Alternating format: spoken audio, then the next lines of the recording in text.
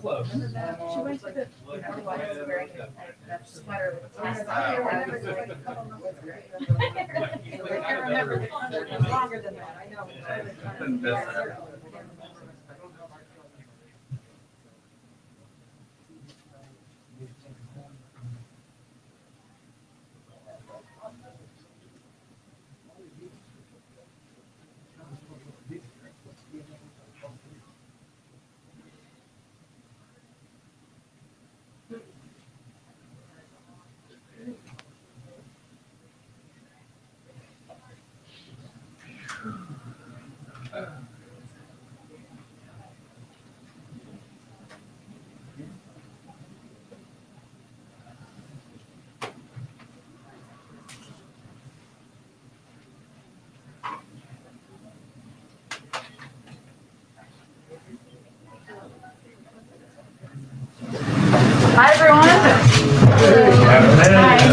Okay.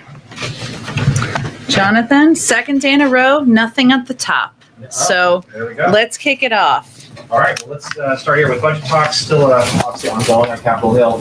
There's a growing frustration on some Democrats, particularly those in the House, about what they consider the president's lack of outreach. Congressman Debbie Dingell, for one, said today that the president has, quote, got to talk to more than 2 senators, meaning Manchin and Sinema. What response does the White House have to the congressman?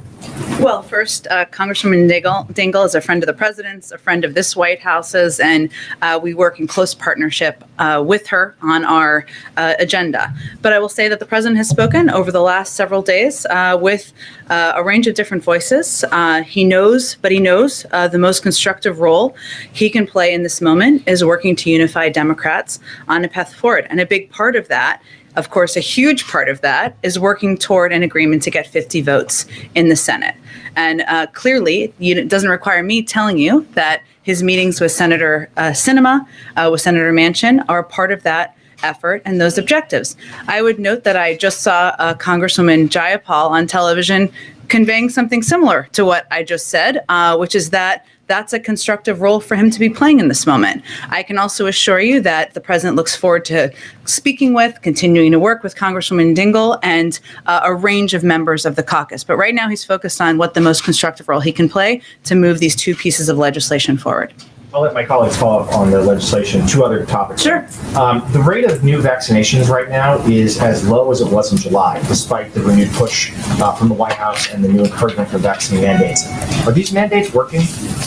Well, Jonathan, first, we did expect that rates of newly vaccinated would decline over time, as they have in other countries with more mature vaccination programs. So if you look at the United Kingdom, you look at Israel, you look at Canada, as things have progressed, and as, of course, greater percentage of the population are vaccinated, the percentages per day or the numbers per day have declined. We expected that would happen, and the number of people remaining to be vaccinated each day is also decreasing. But we've also seen, and in our view, that the requirements that we have announced we're putting in place, that many companies and institutions and organizations have put in place, are working. So I'd remind you that the OSHA requirements or the OSHA regulations, which we hope to have more detail on in the coming weeks, have not yet even been implemented for businesses of over 100. But already to date, a number of companies, institutions, organizations have put in place requirements where we have seen rapid increases over a short period of time in vaccination rates. So one of the reasons the president made that announcement 2 weeks ago is because he knows we need to do more. We're going to continue to do more, and we're hopeful that will be an impactful step as well. Okay, and last matter, the ATF nominee, David Chipman, gave an interview today in which he said he did not hear from the White House again after being told that he was going to be the nominee until he was told that he wouldn't be the nominee. And he said, he's quoted as saying he felt like he was on an island and there was no plan B to get his nomination through. Did the White House drop the ball on this? Well, first, we share David Chipman's frustration that he wasn't confirmed. We felt that he was absolutely qualified, uniquely qualified in many ways, as somebody who had worked both at ATF and also for a number of gun safety organization over time. And there was only one, but we also knew, and we were clear-eyed about nominating anyone, even anyone as qualified as him. There's only been one confirmed ATF director in history because of Republican obstructionism. We moved historically quickly. There was a whole team of multiple people behind him. We engaged with members of the Senate, including the president engaged with members of the Senate about his nomination, and we were committed to getting it through. Unfortunately, we didn't have the votes to do exactly that. We also have been engaged with him about working to find a job in the administration. That's something that we are eager to do if there's alignment on that. But we believe in his qualifications. We absolutely worked to get him confirmed, but we weren't naive about how challenging that would be given the history. Hey, Jen, Go ahead. Do you have a better sense of the top line numbers of Senators Sinema and Manchin now? I would point you again to Senator Sinema and Senator Manchin. I would say, Steve, I certainly understand your question. We knew that it would be a compromise, and that's exactly what it is. As you know, the president has spent a great bit of time, relatively so, but given nothing more precious than the time of the president of the United States over the last 2 days, engaging with each of these senators about the path forward. But I would leave it to them to describe what they're comfortable with. Frustration here that you really don't know what their bottom line is. Well, that's part of the discussion. We don't really have the luxury to be frustrated around here. If you were easily frustrated, which is probably the wrong line of business for you. But I would say the president knew that this would require a range of discussions, negotiations, long conversations. He's obviously been through this before, 36 years in the Senate, 8 years as vice president, and even the success he's had to date as senator getting the American Rescue Plan through. We knew that. Especially at this point in the process. And that's what he's spending the majority of his time doing. Also why he pulled down his trip to Chicago today. Thank you. Sure, go ahead. Have they come to an agreement behind the scenes on a top line number? Again, I'll leave it to them to describe exactly what they're comfortable with and where they sit. But I mean, with the White House, have they come to an agreement on a top line number? What our objective is, Caitlin, is working to determine what the path forward looks like. We knew that would require compromise. We knew that would require negotiation and sometimes all sides giving a little bit. That's what we've been discussing, but I'm not going to outline private conversations in more detail. Does the president want an agreement on the legislative text by tomorrow? Well, I think you're asking me probably because of Speaker Pelosi's comments, I assume. One, I would say the president trusts the speaker and her assessment of what her caucus needs to win this vote. Our objective here is winning 2 votes, getting these 2 pieces of important legislation across the finish line because we know the impact they'll have on the American people. We know they'll lower costs for people. We know they will make be a huge down payment toward addressing our climate crisis. They'll lower taxes for 50 million Americans, and he wants to get both done. We certainly trust Speaker Pelosi. We're working in lockstep and around the clock to get both of these pieces of legislation done. I would say it's only 2:46 now. We have lots of time left in the day. It may not feel that way. Lots can happen, and that's what we're working toward. Based on the conversations that he's had with Senator Manchin and Senator Sinema, since we know that there have been plenty of them, does he feel that progressives can trust them to support the bigger package? Well, I can't speak for what members of the Progressive Caucus feel will make them confident about the path forward on reconciliation. Does the president feel that the progressives can trust Manchin and Sinema? I'm not going to speak for what they think they require to get the vote across the finish line. They can speak to that. I'll let them do that. Go ahead. To follow up on that, it seems like Bernie Sanders is throwing a monkey wrench into all this by There are no monkey wrenches here. None. encouraging his progressive colleagues in the House to vote down the bipartisan package, infrastructure package, unless the reconciliation package passes first. Now, I know President Biden has worked closely with Senator Sanders. What happened here, and how much damage has it done? Well, we're in the middle of it here, Terry. We're not done with this. The president has been clear about his commitment to getting both legislation passed, both of them through. So right now, what we're navigating through and we're working through is how we can get agreement, of course, 50 votes in the Senate on a reconciliation package. That's what we're discussing here. We have to see what senators are comfortable with and if everybody involved is comfortable with it to get enough votes to get it across the finish line. Well, right now, Senator Sanders is telling his progressive colleagues, vote it down. Vote down the bipartisan infrastructure package, kill the whole thing.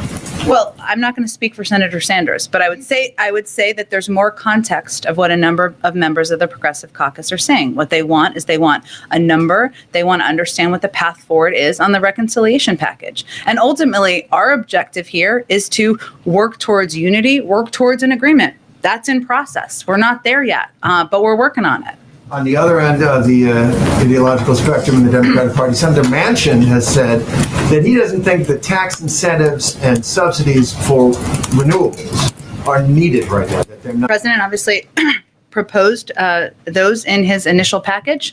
He proposed a range of ideas in his initial package. I'm not going to negotiate from here. What we're looking to do is determine how we can get more than 50 votes to get this historic passage across the finish line. Bill, No commitment on those? I'm not negotiating from here. I could otherwise say this is in, this is out. We're not going to do that from here. We're obviously at a precarious and important time in these discussions. One more on another issue. In Iowa and Illinois, thousands of workers for John Deere have voted to authorize a strike when their contract expires tomorrow night, after the company proposed cutting overtime pay, increasing healthcare premiums, and more flexibility to close plants. John Deere has made $4.7 billion this year. That's a record for that company. The CEO is paid $16 million a year. That's a 160% pay raise. Is the president of the administration on top of this? Are they aware of that labor dispute? And what's the president think in general of companies like John Deere raking in the cash, spreading it around to top executives and investors, but not to workers? Well, as a policy and for legal reasons, we don't weigh in on individual labor disputes. So let me say that first. And there have been others in other cases. We, of course, are aware of this particular case. I will say, broadly speaking, which I think you were also asking me about, yes, the president is deeply concerned when he sees companies making record profits, patting the pockets of CEOs, and expressing concern about paying a little bit more so that we can invest in our workforce, invest in cutting costs for the American people, invest in the climate crisis. That's deeply concerned. That's one of the fundamental reasons he thinks we need to make the tax system more fair and believes that companies can do that without passing on costs to the American people.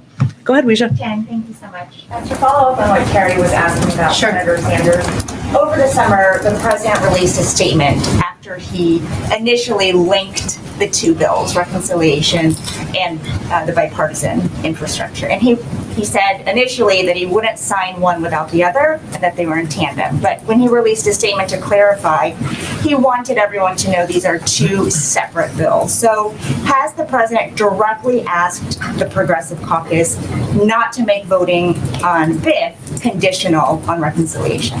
The president has said the same thing privately as he said publicly. He wants to get both of these pieces of legislation passed.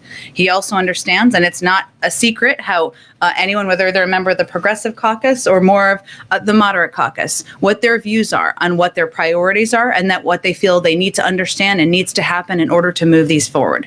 What his focus on is now is how we can move both of these pieces of legislation forward and make sure that both of them are done to move his agenda forward. Does he view the progressives as linking them, though? They've made clear in their statement that these two are inseparable. So is he okay with that? The president wants to get both pieces of legislation through. And also he knows from doing this a few times, many, many times, that ultimately it's not more complicated than needing enough votes to get legislation across the finish line. That's what we're working to get done now.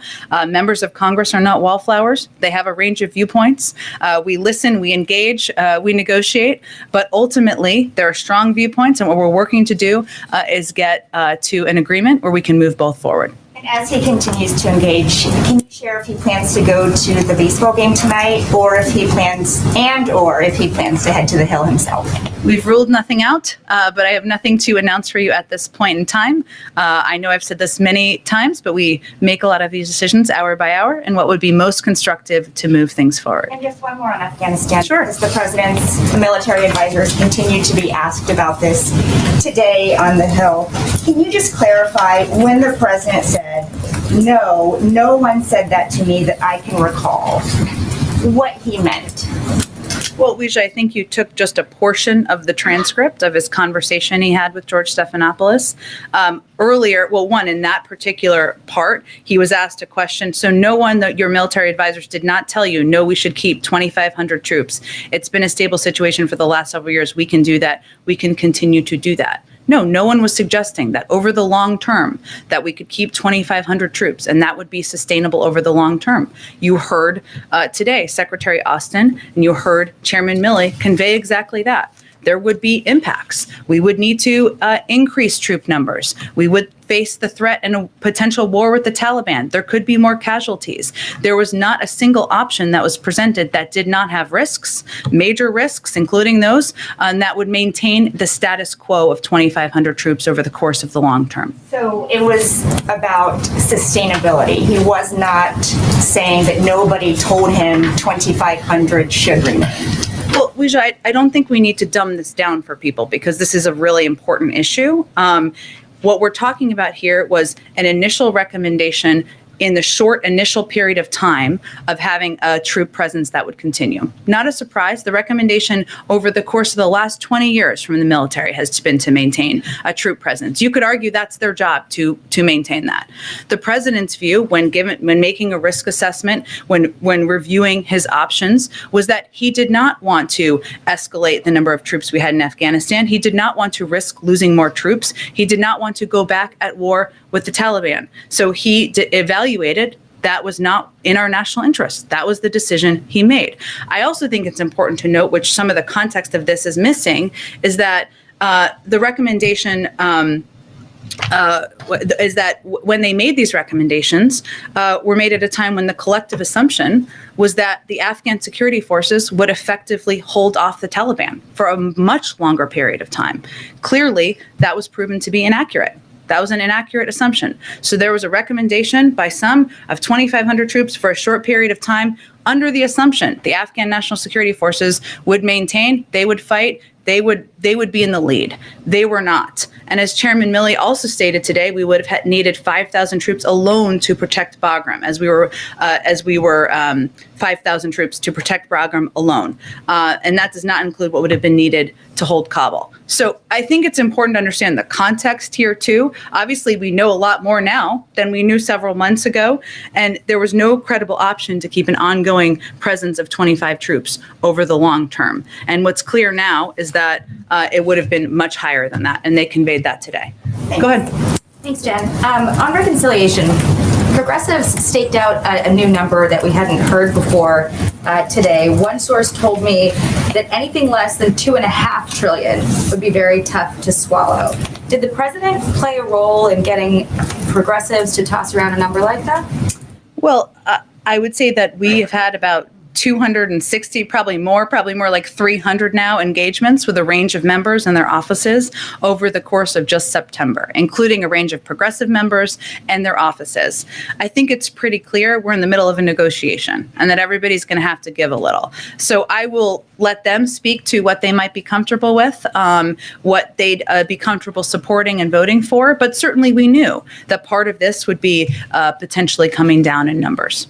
And then can you still cover all of the priorities in the president's bill with a figure that is smaller than 3.5? And are there areas where things could be scaled back that are being looked at right now? One specific one there's been some talk about is community college. Is that an area that's being looked at? And is there maybe something with canceling student debt that could be a remedy for that? Well, Jackie, I'd first say that if Congress wanted to send the president a bill to cancel $10,000 in student debt, he'd happily sign it. That obviously hasn't happened at this point in time. There's plenty of time left in his presidency.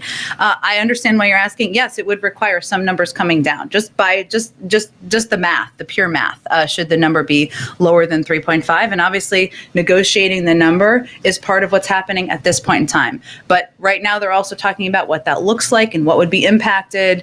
That's a live conversation, so I'm just not in a position to get into more detail from here. So, since the parliamentarians struck immigration out of this, is there a new plan to address that in a different sort of immigration push? And part of that, is there anything new on the border that the president's going to tie into that? Into the reconciliation package? Well, no, because the reconciliation package cannot include the immigration provisions that were part of that. Is there going to be some different push? Well, maybe it will prompt a greater push on the Hill for comprehensive immigration reform. I mean, I think this news just came out from the parliamentarian just a couple of hours ago, or maybe even less time than that. And certainly it's a reflection of the fact that senators went back to look for another option that could be accepted by the parliamentarian. But these members have indicated that they are committed to getting immigration reform done. We are committed to getting immigration reform done. This, I expect, would renew a look for what the vehicles and options may be. Go ahead, Kelly. How would you describe the president's view right now about the trust factor within the Democratic Party? There seems to be a lot of public venting of concern about broken promises and not being certain from some members about what the end game looks like. What's the president's sense of the state of trust within the party right now? I think the president, and we all understand this to be an expected part of the process at this moment in time.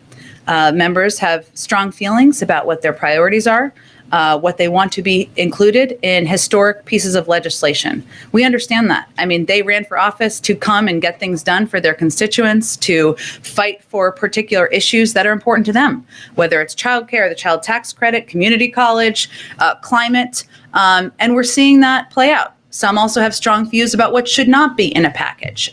So we understand that many members are looking to know and have confidence in their priorities moving forward. That's what we're seeing play out now. I don't know that the president has an assessment of trust. He just wants to be an arbiter between all the members, key components of the party on how we can get this done and move it forward. And how are you advising him of what the sort of the end phase of this will look like? Should we expect to see the president more publicly talking about these issues? Will we see him, in a more front stage role? So since you can't talk about the negotiating behind the scenes, what tea leaves should we be looking for to signal where this is going to finally, the plane be landed at some point? You mean in advance of something passing or after something passing? Yeah, before. Look, I think it's important for people to remember. I mean, the president announced these bills or announced these proposals back in the spring.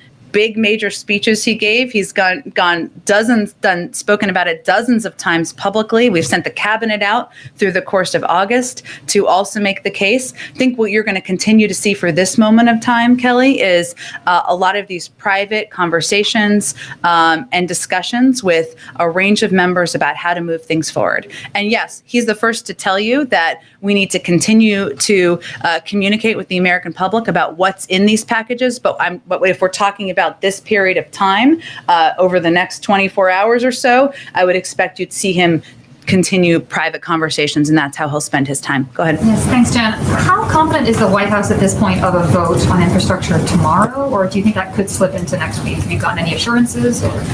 Well, this is why we all came to Washington. It's like an episode of a TV show. I'm not in a position to look in a crystal ball here. Which TV show? Maybe The West Wing, if something good happens, maybe Veep, if not, I'm not sure. I will assess tomorrow where we stand.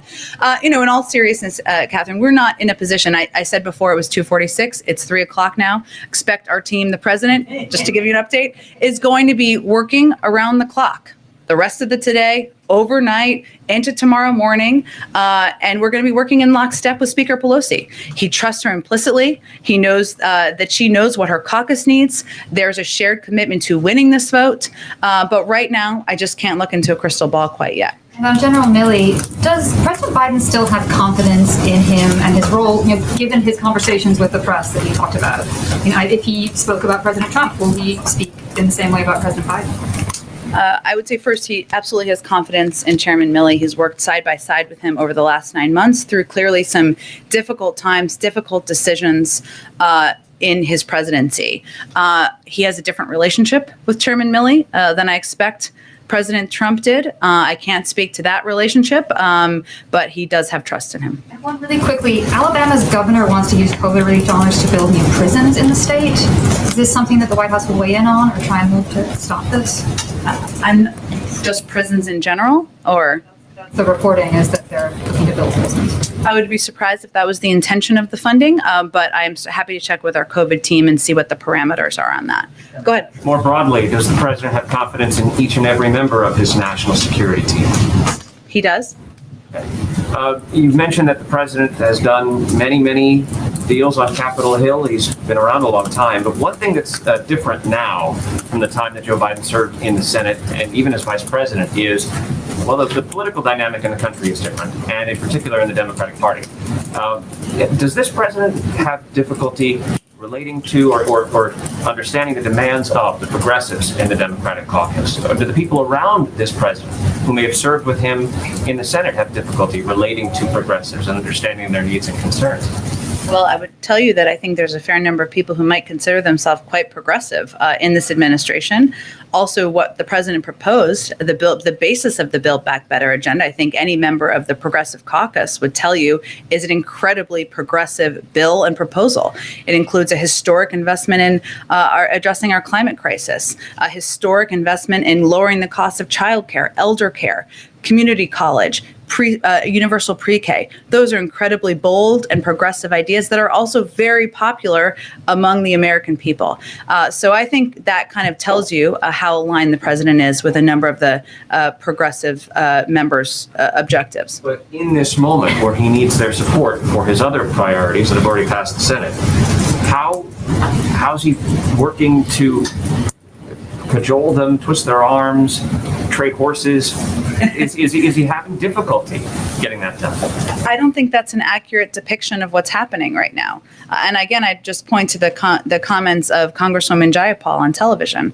Everybody knows here, and we can convey to the American public accurately, that what's happening here is the members of the Progressive Caucus want to have an understanding of the path forward on the reconciliation package. They have stated that publicly. You know why? Because they think it's a historic progressive package that will make bold changes into addressing our climate crisis, into lowering costs for the American people, bringing more women back into the workplace.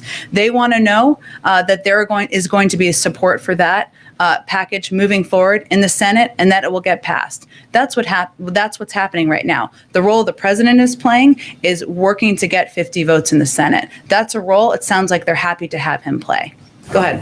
If he does go to the Hill tomorrow, do you think he would meet with all Democrats or just a few? Would he meet with Republicans? We'll see. The day is young. I'll just keep saying that. That's the theme of the day. On the debt ceiling, have there been any serious discussions in the White House about alternative options to raising the debt ceiling? Any discussions about Plan B? No. The only option here is having this pass through Congress. That's what we're working to get done. Thanks, Jen.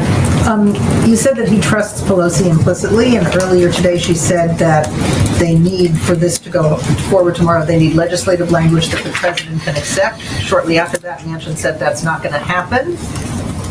Who's right? I mean, I'm not sure. I'm not sure those are. I'm not sure. What I'm asking is, does the White House think it's possible to get legislative language for tomorrow if that's what Pelosi said she needs? We'll see. Okay, another question. A lot of progressives' frustration is focused on Kristen Sinema. Do you feel that, does the president have a sense of whether she actually wants a package, a reconciliation package to go forward or not? Our sense is she does. She does. Okay. And she wants to do it this year. That's our sense. Okay. Go ahead. Thank you, Jen. Just wanted to go back to the question Jonathan asked about the OSHA rule and the mandates. You had said it would be a few weeks just now. When it was announced a few weeks ago, it was going to take a few weeks. So are you signaling a delay of any kind of that rule? No, we never gave an exact timeline. So maybe we should have been more specific at the time. Obviously, it takes some time, and we want to make sure when we put these out, they're clear and they provide guidance necessary to businesses. So how many weeks then are you? I can't give you a timeline. OSHA's working on them, but obviously, hopefully we'll know more in the coming weeks. And I have a question on the governor's race. When the president's legislation and his performance was invoked in a debate last night, does the White House see the Virginia race as a referendum on the president's agenda? I don't think we see it that way. I would say, one, the president is a big supporter of the governors, former governors, I should say, as he stated publicly, and you saw him campaign for him several months ago. Obviously, I would note that he's also been campaigning on a number of components of the president's Build Back Better agenda and the president's initiatives he's working through Congress. So obviously, if people support that agenda, maybe they'll support what Terry McAuliffe is running for, but races are always a little bit more complicated than that. Yeah, I mean, McAuliffe has said to us that the president's agenda is a huge factor in his race. Does that square with it? Sure, we'd agree with that. All I'm conveying, and I obviously have limitations on how much political analysis, or little to none would be what the lawyers would tell me I can do from here. But clearly, and we would agree, he is running on and lifting up a number of key components of the president's Build Back Better agenda. And that is something that he agrees with. He's clearly stated he thinks would be good for the people of Virginia. We agree. It's also true there's lots of dynamics in political races. And then you had just mentioned that today is a precarious day for the president. Can you expand on that a little bit, what you meant by precarious? Well, what I mean by that is that you've all asked me some very good and excellent questions about what's going to happen tomorrow, and I can't give you a concrete prediction of that. So I think that's why I said that. Go ahead. Sort of following on that last exchange, you have called, other people obviously have called today, this sort of moment that we're in this week, a pivotal moment for regular Americans who don't sort of understand the nuts and bolts of the process here. Why is tomorrow a deadline? Why should tomorrow be a deadline? Why shouldn't there be an option to keep working until next week or the next month or next year to get these things done? Why are we in this situation? And does the president think that tomorrow is an important deadline that can't be moved? Well, I also think it's important, since you gave me the opportunity, for the American people to understand all of the pieces that are happening right now, right? We're working and I'm happy to have you do it, but obviously the debt ceiling and sure. the government spending is in a different category. There are actual deadlines, but I'm talking about the BIF and the infrastructure and the reconciliation package. Is there a reason that has to happen in the next 24 hours? Look, I think for American people who are watching, or they're reading your newspapers or watching your television shows, what they should understand is leaders in Congress set timelines for votes when they hope to gather the votes to push legislation forward. Does it mean, and obviously the speaker made clear that she's evaluating what's next, and we will work in lockstep with her over the course of time. But our objective is to win the vote when the vote happens. No, there's not. I think what she has spoken to, which I would point to, is the expiration of the surface transportation bill, which certainly does happen tomorrow, and something that Speaker Pelosi has alluded to. But, we're hard at work. We're working to get this agenda done. And beyond that, we're just working toward when the timeline was set by the leadership in Congress. If it doesn't happen tomorrow, do you expect that there will be other opportunities to vote on both of the pieces of his agenda in the days and weeks ahead? Or do you see that as a kind of moment where it then becomes impossible beyond tomorrow? Let's let tomorrow happen, but the president is committed to getting his agenda done. So is the speaker. So is the leader in the Senate, and will remain in lockstep working with them to do exactly that. Go ahead, Karen. What role is Vice President Harris playing right now in the negotiations on the reconciliation bill? She has been active in making calls to members and engaged with our legislative team, and we're all hands on deck here and working to get this done. Is she in the room when the president's meeting with Senator Sinema and Manchin yesterday? I'd have to check. Obviously, she has her own schedule of events and meetings and things she does, and she obviously engages with the president sometimes and separately at times. I'd have to check if she was in those meetings yesterday. I want to go back to something Kelly had asked, but also, is she going to go up to Capitol Hill to do any meetings in person? We'll see. Day by day evaluation. Stay tuned. To Kelly's question, we haven't heard from the president since Monday. You said a few moments ago that there are many ideas in the reconciliation plan that are popular among the American people. You say that a lot. You've heard the president talk about this.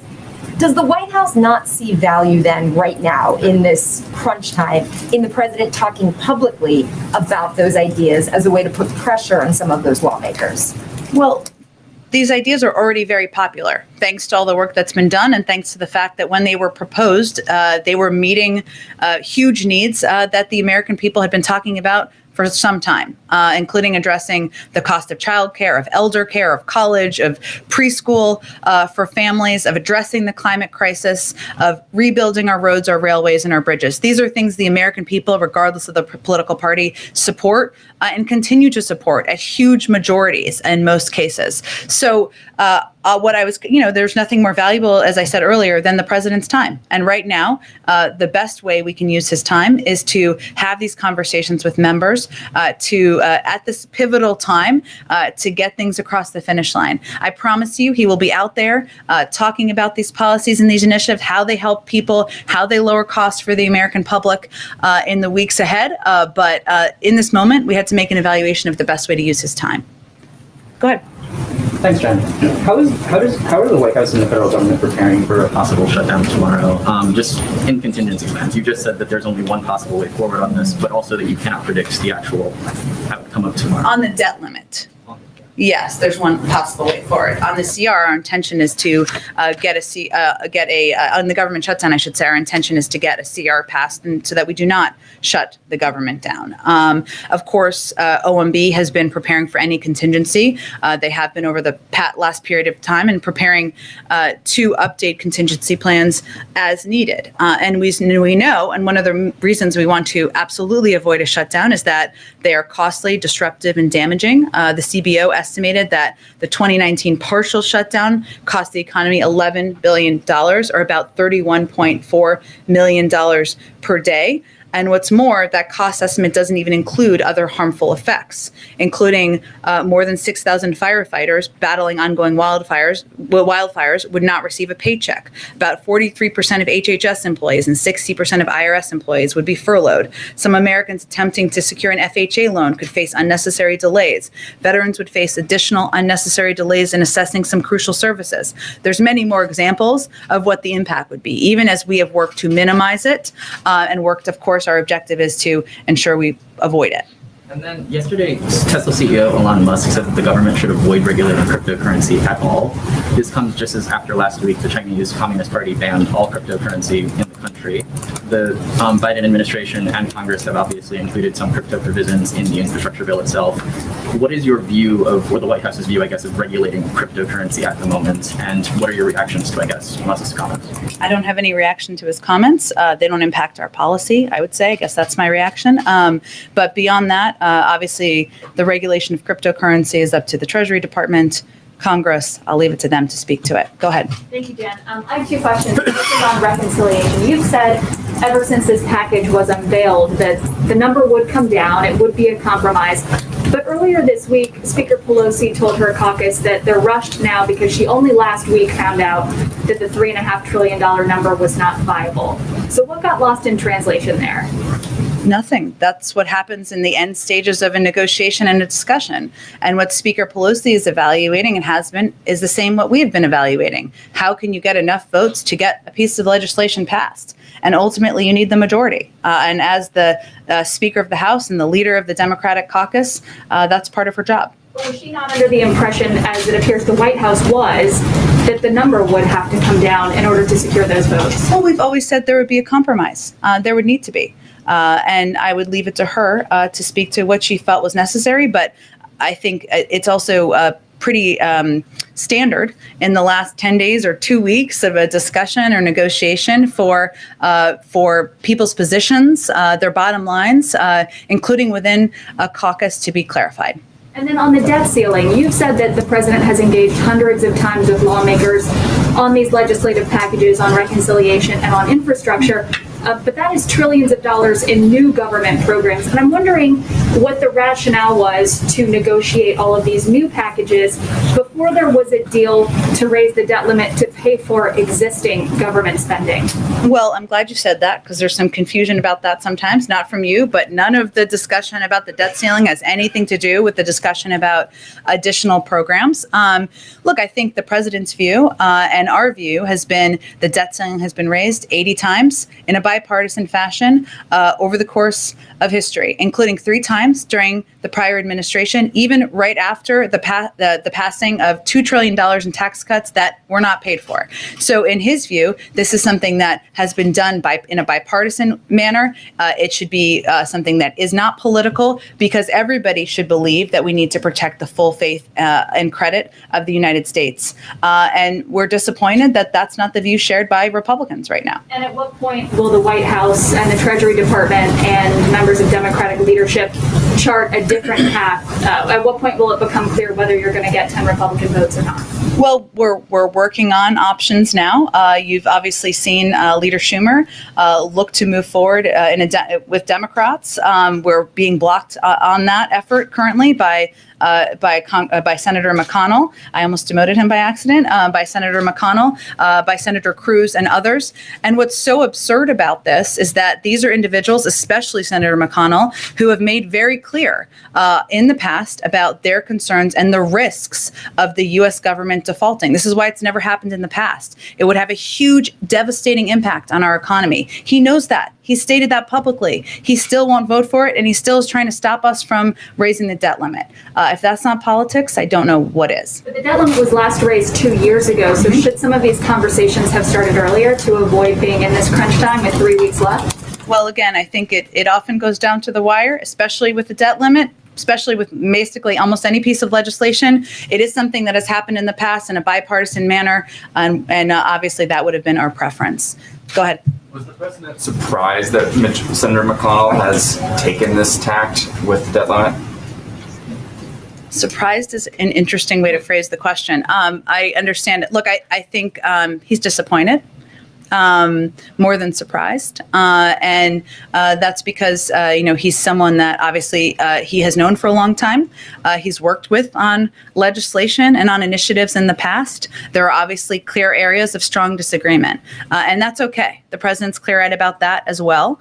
But at the end of the day, protecting the full faith and credit of the United States, ensuring we're paying our bills, ensuring we're not going to have a devastating impact on American families, we're not going to see the markets drop, is something that there should be bipartisan support for, and there has been historically. So disappointed. Go ahead. Given how things have gone with companies putting vaccine mandates in place, does the White House view this as a positive sign for how its own mandates for federal workers and larger companies is going to be treated? We do. We see it as a good sign and as a model. And there have been, some of these companies have been much bigger, larger companies where they have effectively implemented these mandates and requirements. And for the most part, we have not seen a mass exodus of employees. Yes, individuals have decided not to get vaccinated and then have therefore no longer been employed. That's nobody's preference. But for the most part, we've seen an increase in vaccinations in these companies, which makes workplaces more healthier, right? People feel more confident in these workplaces. Is also good for the economy, which is something that Goldman Sachs predicted, that the country would see a positive impact on employment as a result of the president's policy. We're seeing that in companies. A lot of these CEOs have spoken to that. Mark Zandi, chief economist at Moody's, said the evidence across the countries is that more vaccinations means fewer infections, hospitalizations, and deaths, which in turn means a stronger economy. Justin Wolfers, economist at the University of Michigan, said, viewing Biden's vaccine mandate as simply economic policy, it's surely the cheapest and most powerful economic stimulus ever enacted. So we have seen in a lot of places, and let me just give you an example because it's a really good one. United Airlines is obviously a huge company, 67,000 employees. They lost 593 employees, or decided not to get vaccinated, less than 1%. They're at a very high vaccination rate. That's a good sign, and we're seeing that in many companies across the country. At the same time, the president's poll numbers on COVID have dropped. Is White House concerned about that? How does it plan to address that issue, specifically because having people trust his opinion on this is a big question. People following public health guidelines. Well, we think it's more a reflection of people being sick and tired of COVID. And tired, some of that is a reflection of people who are vaccinated being frustrated that there is still a percentage of the population who are not vaccinated, and that's impacting their daily lives. There was an assumption several months ago, before the rise of Delta, that we would be over and through it and back to normal at this point in time, and we're not. And that's frustrating, and that's impacting people. Ultimately, as the president has said many times, the buck stops with him. The way to solve it is to continue to get more people vaccinated, get people's lives returning back to normal, and that's what we're working on every day. Go ahead. Thank you. One on Afghanistan, one on Haiti. First of all, 12 Democratic senators are asking the president to establish 2 leadership positions, one in the presidency and one at state, to deal specifically with the humanitarian crisis in Afghanistan. And implied in that request is that, there's more to be done than just resettling Americans, and that the White House still has unfinished business or maybe hasn't done it properly. So I guess I would just ask, what do you make of that request and of that allegation? We agree that there's more work to be done in Afghanistan, it's important and imperative that humanitarian assistance is able to reach the people of Afghanistan. This is an issue that the president raised with the UN Secretary General when he was at the UN General Assembly just last week. This is one of the reasons also that we've been working so hard with the Qataris to ensure there are flights operable that can get into the country to get this humanitarian assistance out to people in the country. We do have a range of officials who are working on exactly this from the State Department and from the White House. I don't know the specifics more of this particular particular request, but we agree there's more work to be done. We have staff who are committed to doing exactly that. On Haiti, I just need a reaction to Haiti's prime minister dissolving the electoral council and delaying elections until 2022. And then secondly, there's a perception among the Haitian community in Haiti that the U.S. government paid their government to take the migrants back. I just wanted you to clear that up. Is that true? So first the PM and then the U.S. government paid. Well, on the second piece, that is not true. We, of course, have been providing a broad range of humanitarian assistance, and I don't know if that's what the analysis is based on. Hard to know. And we are going to continue to support leaders in Haiti, including with humanitarian assistance, with security assistance. We obviously have a strong presence, a diplomatic presence on the ground led by an experienced ambassador. In terms of the particular announcements, I had not seen that before I came out, so let me check with our national security team and I'll get you a more specific reaction. Go ahead, Yamiche. Hi, thanks so much, Jen. Representative Ocasio-Cortez just said that the most helpful thing President Biden could do would be to, quote, say we're going to pass these bills at once. That eliminates the infighting. Is the president willing to do that? And if not, why not? The president is working in lockstep with Speaker Pelosi, the leader of the Democratic caucus, about how to get both of these pieces of legislation forward. We know there's a range of ideas. We welcome those, but we also trust Speaker Pelosi's ability to count votes. So just to be sure, the president is sort of uncomfortable with saying, we're just going to tie these two bills together and sort of... The president's uncomfortable with none of that. What the president's objective, though, is to get the pieces of legislation done. And while we appreciate the Congresswoman's ideas, the leader and the Speaker of the House and leader of the caucus probably has the best sense of how to get these things done. And I was talking to a lawmaker yesterday who called the president the closer. I wonder if the president himself sees himself that way. Does he see his role as being the closer here? Well, I would say at this point in time, what his focus is on, I'll let other people label it and give baseball analogies should they choose. Would welcome those. But, the president's focus is on, yes, unifying the caucus, resolving disagreements, reminding people of what's at stake here, what we're trying to do here, which is address the climate crisis, lower costs for the American people, cut taxes for 50 million Americans, 4 million small businesses. Yes, there's disagreements, important to litigate and talk about in here and in Congress, but ultimately to the American people, they want relief. They want more breathing room. He's reminding people of that. And yes, he's also somebody who's been through a few of these battles, fights, litigations, negotiations before, and that's what he's working to get done, to close it. One last question, which is the White House staffers are going over to the Hill, or have gone over to the Hill to meet with Senator Sinema. Is there anything to take away from the optics of that? There are some who are reading into the fact that the White House is going to the Capitol Hill instead of the senator coming here. What do you make of that? We go up there a lot. I know people don't focus on it all the time, but as anyone who knows our legislative team, many of you do, can attest, most of them came from Capitol Hill, a lot of them recently. They know these senators, they know these members, they know these offices. It's a quick cab ride. Happy to do it, and not a big deal at all on our end. Okay, go ahead. Jen, I have something else, but a quick point of clarification in response to what you said to Chris when he asked you about the president's poll numbers and COVID. Yeah. You said that the way to solve it is to continue to get people vaccinated, get people's lives back to normal, and that's what we're working on every day. Did you mean by that that's part of the way to bring the president's poll numbers up on that issue? Yeah.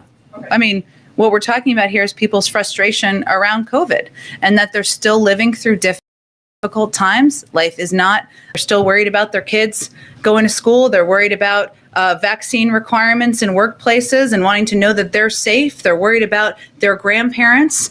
That's frustrating. That's hard. That's emotionally exhausting. We recognize that. The best thing we can do is to continue to plow ahead, work to get more people vaccinated, more companies implementing mandates, and do more to get the pandemic under control. Sure, and speaking on the companies and the mandates, I hear what you're saying on the coming weeks in OSHA, but for businesses who are looking at this and wondering when they reasonably can expect that this rule will go into effect, should they interpret coming weeks as sometime this year? What should they make of that? Yes, they should, but they should also know and understand that we're working to ensure that these rules, regulations provide as much clarity as possible. There will still be questions. Every business is dealing with different challenges, but that's what they're working toward, and that's what their objective is. And then on a final note, the president received his booster shot on Monday. For Americans who are weighing whether or not they should get a booster shot, how's the president feeling? Did he have any side effects? He's been feeling great. He's been so busy working and meeting with all these senators. I haven't even had the chance to ask him if he's had any side effects, but he's been working full days and has been feeling good post-booster shot. Go ahead.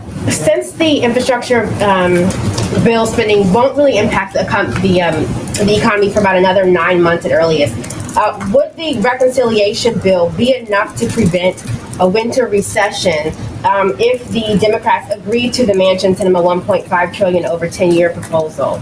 I don't think anyone's projecting a winter recession. OECD is not, the Federal Reserve is not, our economists are not, in large part because of the plans we've already put in place. We've had historic growth that's doubled. The projections have doubled over what they were just in this past December. What these bills are designed to do is help address challenges over actually the long term. They're intentionally designed that way to address inflation over the long term, to address rising costs over the long term, to address some of the challenges people face, whether it's childcare, elder care, the cost of college over the long term, to address the climate crisis. So that's exactly how these pieces of legislation are designed. They're not designed to inject immediate stimulus into the economy. And lastly, what is the president's message to, especially the Black community, where 1/3 of over those 65 and older depend on Social Security for more than 90% of their income? When you talked about earlier, there will not be a government shutdown. What is his message to that community who's saying, what's going to happen if I don't get my check?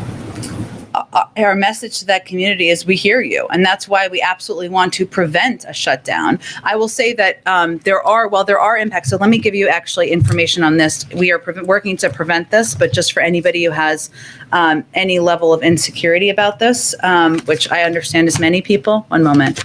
Let's see. So,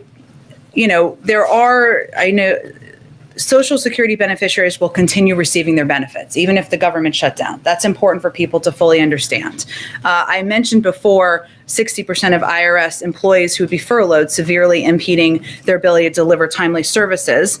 That includes things like answering taxpayer questions, resolving compliance issues quickly. But we expect IRS will still be able to continue processing tax refunds, providing the child tax credit. So, it's never ideal it's not ideal to have employees furloughed because it reduces the ability to quickly do services. But there are certain components of the federal government services that are protected even if there is a shutdown. Okay, thanks everyone. See you tomorrow. The president calls himself an eternal optimist. Is he optimistic he can flip any votes in the Senate? He's always an optimist, Brian. Can he Always. flip any Republicans?